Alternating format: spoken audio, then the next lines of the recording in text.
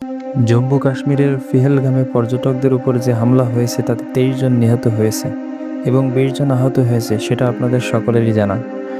সন্ত্রাসী কর্মকাণ্ডে দুই ধরনের অস্ত্র ব্যবহার করা হয়েছে। একটা হলো AK-47 রাশিয়ার তৈরি, অপরটি হলো M-Carbine 4 যা আমেরিকার তৈরি। হামলাটিতে 5 জন পুরুষ সন্ত্রাসী ছিলেন। হামলাটির সাথে পাকিস্তান জড়িত বলে ভারত দাবি করেছে। আসুন তথ্য বিশ্লেষণের মাধ্যমে দেখব আসলে হামলাটিতে কারা জড়িত। বিশ্বের প্রথম সারির 5টি গোয়েন্দা সংস্থার মধ্যে ভারতীয় রকে একটি হিসেবে গণ্য করা হয়। আন্তর্জাতিক সংস্থাটি বিদেশি গোয়েন্দা তথ্য, সন্ত্রাসবাদ দমন, রাষ্ট্রের নীতি নির্ধারকদের পরামর্শ প্রদান সহ বিভিন্ন গুরুত্বপূর্ণ কাজ করে থাকে।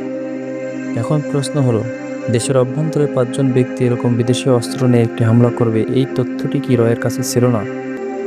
পর্যটন এলাকাটি সীমান্তবর্তী হয়, সেখানে যুগের পর যুগ সেনা মোতায়েন রয়েছে এবং পুরো এলাকায় সেনাবাহিনী নজরদারিতে থাকে। তাহলে প্রশ্ন হলো, সেই দিন সেনাবাহিনীর কি কোনো নজরদারি ইচ্ছাকৃতভাবেই ছিল না? যে প্রশ্নটি তুলেছেন পশ্চিমবঙ্গের মুখ্যমন্ত্রী মমতা বন্দ্যোপাধ্যায়।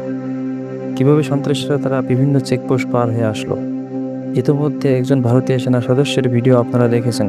তিনি দাবি করেছেন ঘটনাটি ইচ্ছাকৃতভাবে ঘটানো হয়েছে। সেনাবাহিনী ঘটনাটি জানতে পেরেও কোনো অপারেশনে যায়নি। আরও মজার কাহিনী হলো, সন্ত্রাসী গোষ্ঠী আইন শৃঙ্খলা বাহিনীর হাতে ধরা পড়ার আগেই ইন্ডিয়ান গণমাধ্যমগুলো তাদের পাসপোর্ট প্রকাশ করে বলছে তারা পাকিস্তান থেকে আসছে। তাহলে এই তথ্য তারা কোথা থেকে পেল? তাহলে পুরো ঘটনাটা কি শুধুমাত্র মুসলিম নিধন এবং মুসলমানদের ভূমি দখলের পায়তারা? বিষয়টি পরিষ্কার করতে আমরা ফিরে যাই ভারতের মুসলিম বিদ্বেষ পূর্ববর্তী আচরণগুলোতে। আজ থেকে 76 বছর আগে ভারতের অভ্যন্তরে হায়দ্রাবাদ নামে একটি স্বাধীন উন্নত রাষ্ট্র ছিল। এটা কোনো প্রদেশ ছিল না। ষড়যন্ত্রের মাধ্যমে মাত্র 4 দিনের যুদ্ধে বর্তমান গাজার মতো হায়দ্রাবাদের শহর ধ্বংস করে দেয় ইন্ডিয়ান সামরিক বাহিনী, যাতে মুসলিমদের নিহতের সংখ্যা ছিল 2 লক্ষের অধিক। এর পরের ঘটনা ছিল 2002 সালের গুজরাট হত্যাকাণ্ড, যেখানে গুজরাটের তৎকালীন মুখ্যমন্ত্রী ছিল বর্তমান প্রধানমন্ত্রী গুজরাটের কসাইখ্যাত নরেন্দ্র মোদী। গুজরাটের হত্যাকাণ্ডে মাত্র 3 দিন হিন্দুত্ববাদী সন্ত্রাসীরা গুজরাটে আক্রমণ করে 3000-এর বেশি মুসলিমকে হত্যা করে এবং 2 শতাধিক নারীকে গণধর্ষণ ও শিশুদের জীবন্ত পুড়িয়ে হত্যা করে। এবং পরবর্তীতে বিভিন্ন সময় গুজরাট সহ বিভিন্ন রাজ্যে মুসলমান হত্যার চিত্র সামনে আসে।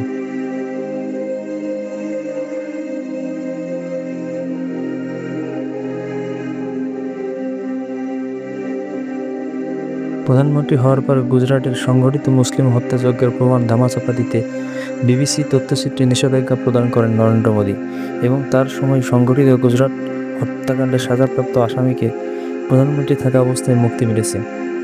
আসামের মুখ্যমন্ত্রী হেমন্তের মন্তব্যে উঠে এসেছে মুসলমানদের প্রতি বিদ্বেষ এবং মুসলিম নিধনের ধ্বংসের পরিকল্পনা। তিনি আসাম রাজ্যে মুসলমানদের জনসংখ্যা বৃদ্ধি নিয়ে উদ্বেগ প্রকাশ করেছেন। তিনি দাবি করেন 1951 সালে আসামের মোট জনসংখ্যা 12% ছিল মুসলমান, সেটা বাড়তে বাড়তে এখন 40% দাঁড়িয়েছে। তিনি বলেন, এটা আমার কাছে কোনো রাজনৈতিক কিছু নাই, এটা জীবন মৃত্যুর ব্যাপার। ভারতে বিভিন্ন সময় মুসলমানদের উপর আক্রমণের হত্যা কোনো বিচ্ছিন্ন ঘটনা নয়, এটা তাদের মুসলিম নিধনের পরিকল্পনার অংশ মাত্র। সমস্ত ঘটনার প্রেক্ষিতে এখন আপনারাই বিচার করুন, বর্তমান সন্ত্রাসী হামলা নামক নাটক থেকে তারা গুজরাটের মতো একইভাবে কাশ্মীরে আরেকবার মুসলিম নিধন ও হায়দ্রাবাদের মতো স্বাধীন কাশ্মীরকে তাদের অঙ্গরাজ্য করার পরিকল্পনা নয় তো?